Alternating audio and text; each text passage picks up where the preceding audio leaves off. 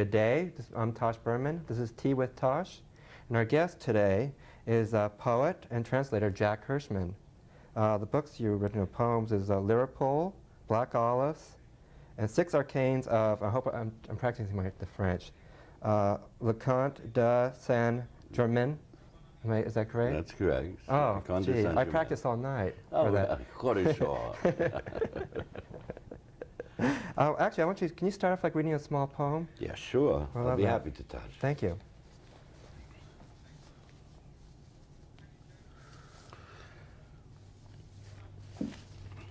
This is a poem written about my native city, New York. But it's really about any place. New York, New York. It's big, it's ugly, I hate it, I love it, I'm free, oh, talk to me. Can't you hear me? I can't leave it, I'll do anything for it. It's so big, it's filthy, it's so sweet, I adore it. I'm staying, I'll never leave. It's in me, it's so cruel. I hate it, I love it, it's mine, I own it. It's mine, again and again. I say I hate war. I love it. It's disgusting. It's awesome. I love it. I won't go. I promise. It's beautiful. Talk to me. Can't you hear me loving? Oh, it's so brutal. It's so shit. Talk to me. Tell me what I should do. Anything. It's marvelous. I'll never stop loving it. Never, never, never, never, never. Is the New York Tourist Board using that for promoting New York City? They should. But of course it's also, I've read this poem in small towns and people respond because it's really a poem about any place. Yes, yes. Or any situation even, because it's basically the love-hate situation that makes for the tension that brings out the song that is poetry, really. Huh. That's interesting. A strange thing happened to me. Well, I have to ask this question because it came from a dream. Yeah.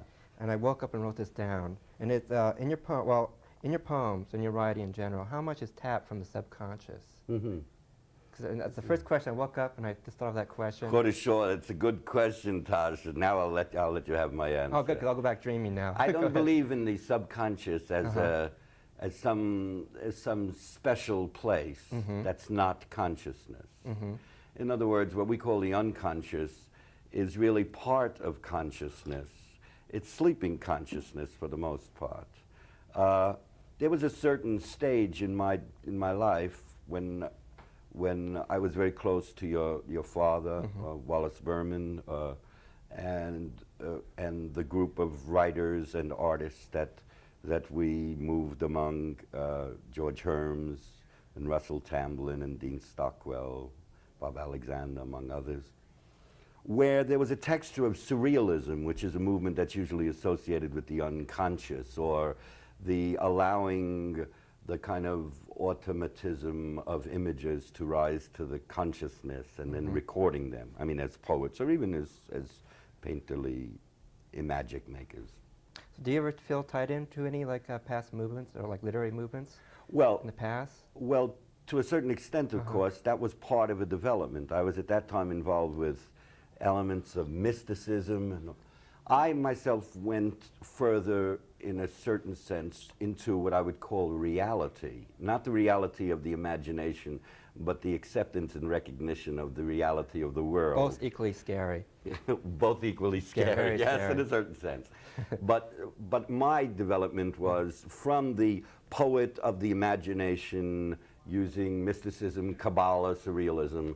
I moved toward the state of recognition of the Marxist-Leninist dimension of poetry. And I became a political poet as I became a communist writer. And I became that in order to help the working class in developing its consciousness. So I became, in effect, what I call myself, not a poet with a big P, but a cultural worker for the working class of America. So you don't believe that a poet or perhaps an artist should separate themselves from other type of workers, like a cafeteria worker, plumber, poet, bus driver? Yes, a poet is a worker. I do believe that. It's funny. I write I'm a poet. Yes, of course I know. I a poet too. Yes. And it's funny when you mention people, like, what do you do? You know, oh, a poet. You Yes, know, people they say give, I'm a poet. and then they give you like a look, like sort of a dead look in their face, and you know, what do you really do? Cut it short, that's very good. Well, but of course you know, well, you have a job. No, I don't have a job. This is my job. Well, this is your job. This is a job, though, right? It is a job. This is a job. And I'm this proud is a job of it. like a. I'm like, proud of this yes, job. I'm sure you are. And there are countless people who are writers and artists who go to work to earn their keep because they don't have the luck, because it takes a certain degree of luck to be able to make money as an artist, let alone a poet, which is really virtually impossible in a society such as ours. So that, of course, this dimension of the poet and worker is a very important part. Let me, for example, let me read a poem, if you will. Please do. Of the man whom I believe best embodied that, and whom I regard as the greatest poet of the 20th century, in the sense that as I've seen it now, as in my past 50 years old, I can look at something of world poetry and it is? and know something and know something about its history and development. So this is a poem called Vladimir Mayakovsky, who was the great Russian poet. Okay, yes.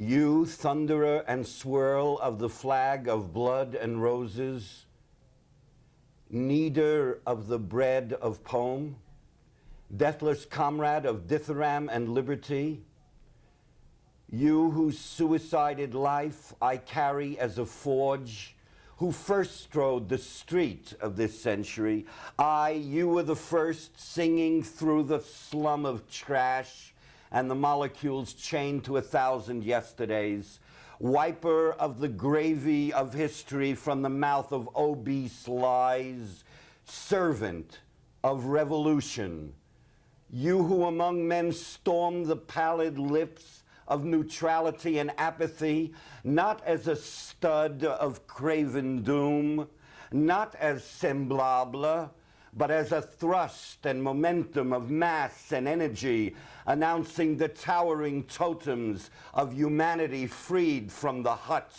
You Russian more American than English, you Sabbath destroyer and leveler of twerpery and religious double talk, I have plucked the bullet so many times from your brain, I could feed 100 armed struggles with your dream. How did you become, like, how did you sort of lean towards become a communist? I mean, what were your political views before communism? Well, for example, when you were very young, there were certain influences that played. That within the mystical, Kabbalistic texturing, that surrealist texturing, that might loosely be called anarchist. For a lot of poets and artists really feel themselves to be anarchists. Well, it's funny because like the original surrealist movement, Breton and Cesare and those people, they start off that way, and then majority of them, not all, have end up becoming communists. Well, some of them Party. became communist. Tsara, for example, was a communist, the man who founded Dadaism. Indeed, though, Dada is a word that they say in the Western world, propagandistically, the West says, oh, Dada, that's the French word meaning a hobby horse.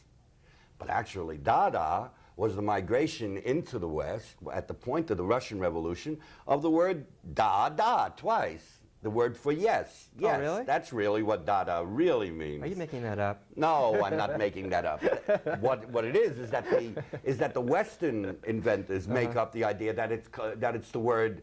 They make it like a child's play, child's movement. You see, like child's play. So they say Dada. Oh, that's the word for hobby horse in French.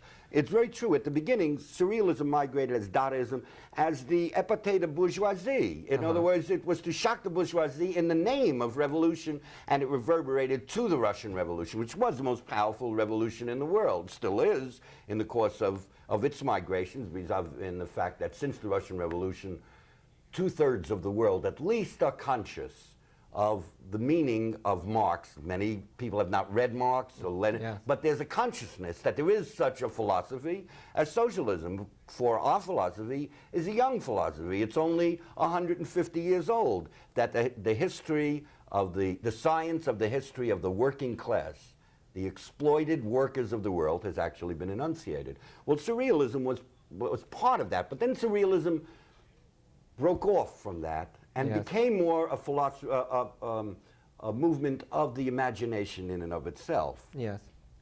This occurred in the late stages of the 20s, etc. Or then you took someone like Artaud, who saw the betrayal within surrealism. Which you translated and edited Yes, a big... yeah, I edited. I was part of the translating. I did edit the book of Artaud. Artaud broke from that because of many contradictions. Artaud could not bear the betrayal of surrealism, Yes. and so he took it even another stage, and that he became a narcotic polemicist. He became like the last teacher Yes. in the time that Nazism was Yes. crushing Europe and invading France. But my development does have an influence, for example, in a personal way. Your father was a very strong influence on me. Now, Wallace was not a communist as an artist, did not Not see that I himself know. as a I communist. never... He reads like... Well, he sort of read... Gee, I can't remember if it was Life magazine or Soviet Life he was reading. It had like a red cover, so Well, as you know, he could collage and do a lot of things with photography. Yes.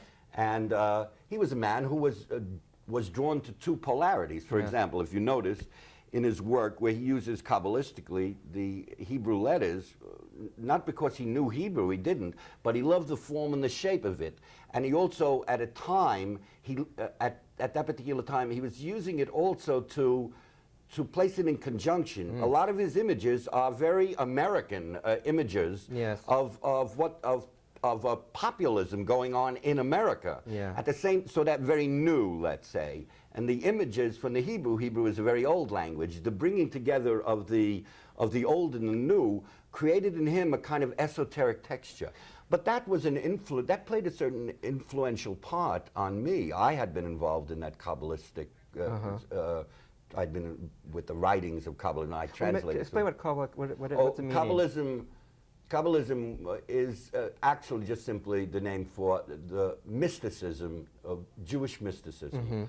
A lot of countries have mysticism. Indeed, the I Ching is said to be an aspect of mysticism in Chinese or Taoist philosophy. Sufism is something similar to the Kabbalism, where they focus in on letter lore, the meaning of letters, the creation and permutation of the world via the movement of letters itself. On the other hand, Kabbalism, I later found out when I resolved that in Marxist-Leninism, is also the wounds, the broken language of God, the wounds of metaphor, and a reflection of the alienation and fragmentation created by a capitalist society.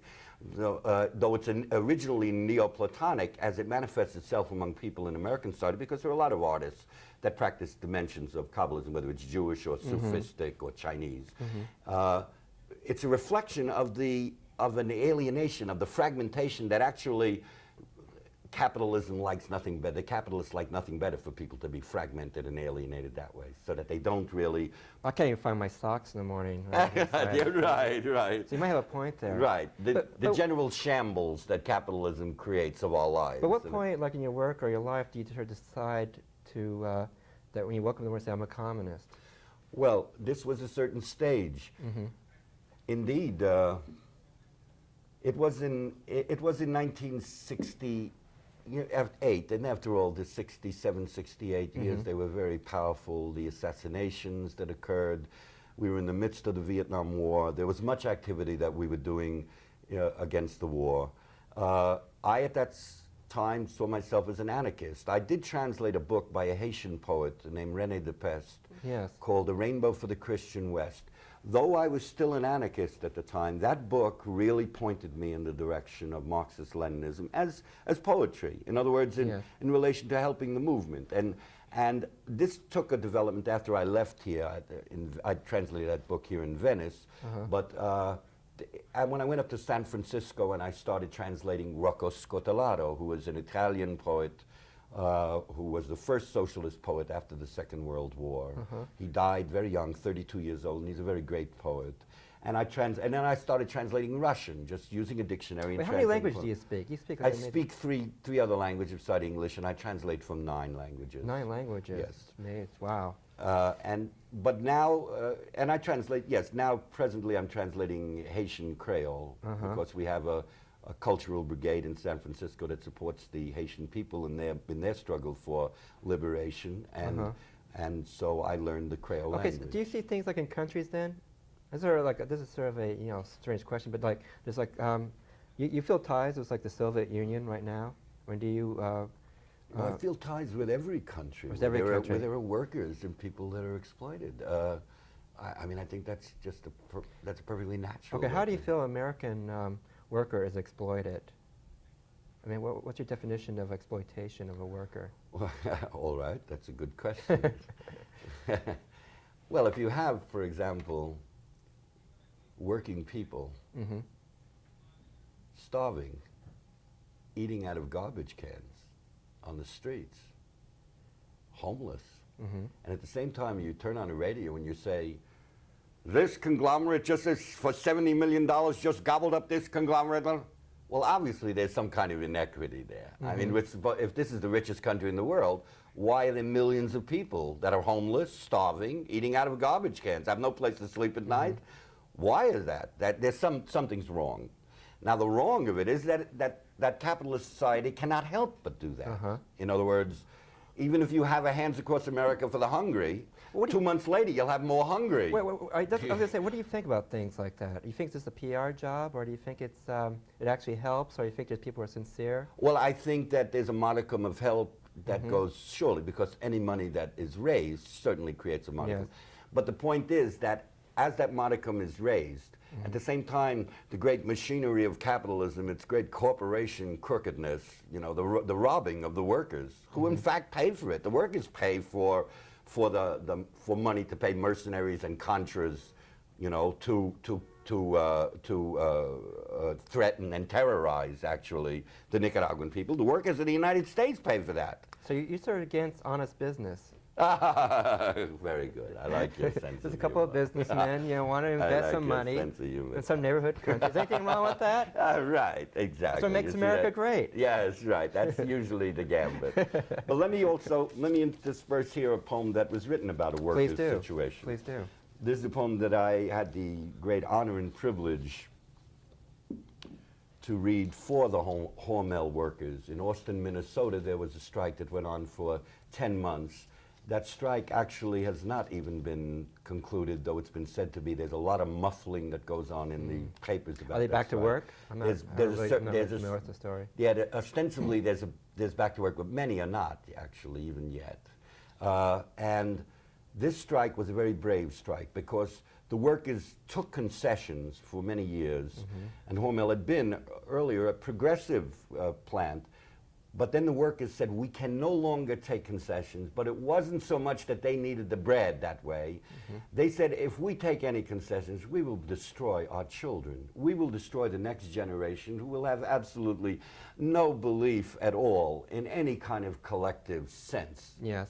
So they went on strike against the bosses, and they went on strike against the International Union, which said this strike would be a mass suicide. Wait, do you mean they struck against their actual union? No, the union denounced their strike. They said we're going to strike anyway because we're not striking just simply for this moment. Yes. We're striking for our kids down the road. Well, I wrote this poem for the Hormel workers. This is a poem that's very simple, very direct, and perhaps in a more direct propagandistic line. A flea's knees, not a flea's feet, is where a flea jumps from. I heard it on the radio, on one of those Smithsonian Institute shows, where they have fleas on their knees. Workers, watch out for whom Hormel tolls. It tolls for fleas on their knees. Stand tall all over the land. Dump those scabs and lousy bosses for liberty.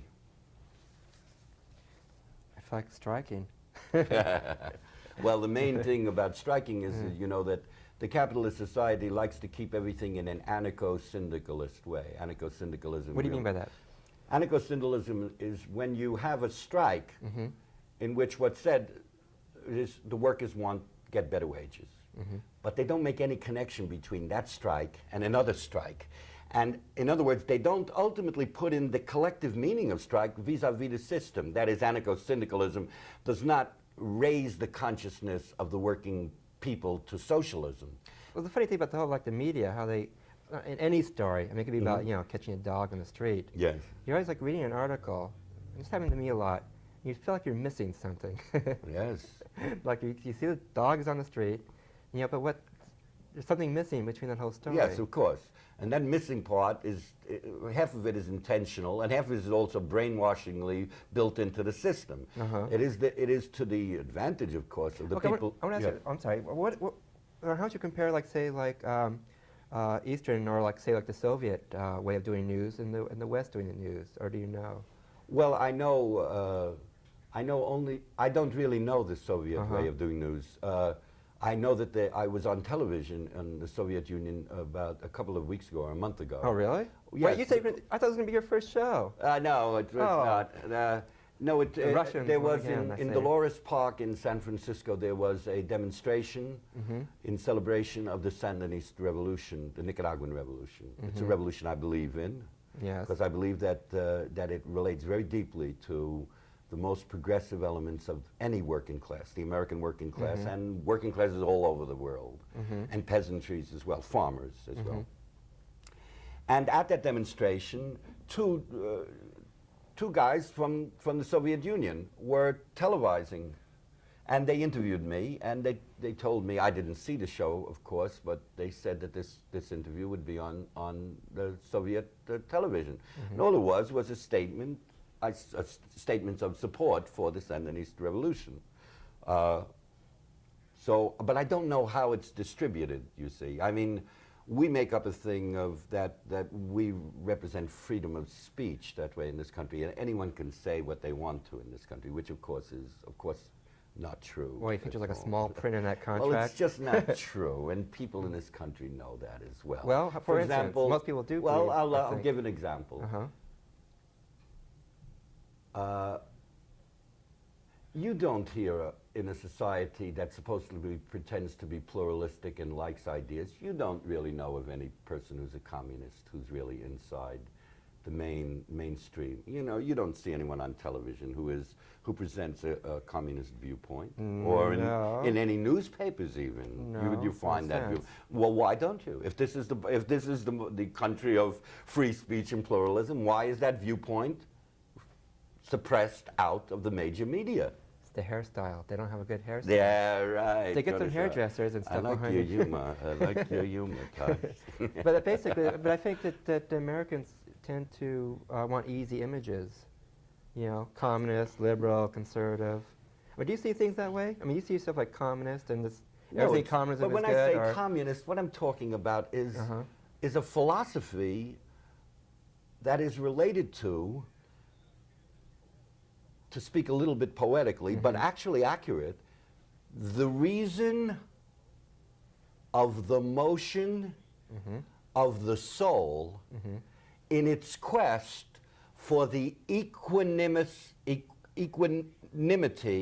of the distribution, not only of the wealth of the world, but the sharing of human emotions and compassion, so that there is something done when people are starving in the streets. It's not just a matter that they need a place to live, but there is, for people who are not starving and who are comfortable, there is a relation between them and people who are starving in the street. And if they say there is no relation, they're just being either damn fools or robots. I mean, everything is related. Our philosophy is the philosophy of the interrelationship of all things. Wow.